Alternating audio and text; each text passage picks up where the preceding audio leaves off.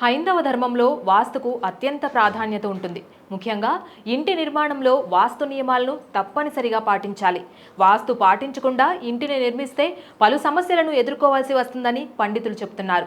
వాస్తు ప్రకారం ఇంటి ప్రధాన ద్వారం అత్యంత కీలకం.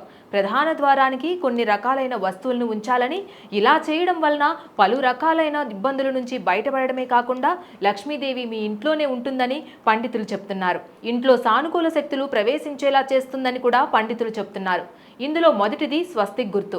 ఇంటి ప్రధాన ద్వారానికి స్వస్తిక్ గుర్తును ఉంచడం వలన ప్రతికూల శక్తుల నుంచి విముక్తి లభిస్తుంది, సానుకూల శక్తుల ప్రవాహం జరుగుతుంది. అంతేకాదు, ప్రధాన ద్వారానికి తోరణం కట్టాలి. అయితే ఈ తోరణం ప్లాస్టిక్ కాకుండా చెట్టు నుంచి తీసిన మామిడి ఆకులను తోరణంగా కట్టాలి. పచ్చని ఆకులు లక్ష్మీదేవి రాకను సూచిస్తోంది. అదేవిధంగా పూలతో కూడా ప్రధాన ద్వారాన్ని అలంకరించాలి. ఇక ప్రధాన ద్వారాన్ని నల్లటి గుర్రపు నాడాను పెట్టడం కూడా శుభప్రదమని పండితులు చెప్తున్నారు.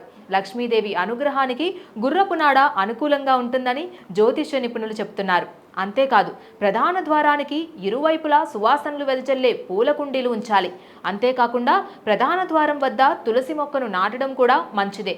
ఆర్థిక పరిస్థితి మెరుగుపడేలా చేస్తుంది. ప్రధాన ద్వారానికి కుడివైపున శుభలాభ అనే గుర్తును కూడా ఉంచడం శుభప్రదం. ఇది ప్రతికూల శక్తులను తగ్గిస్తోంది.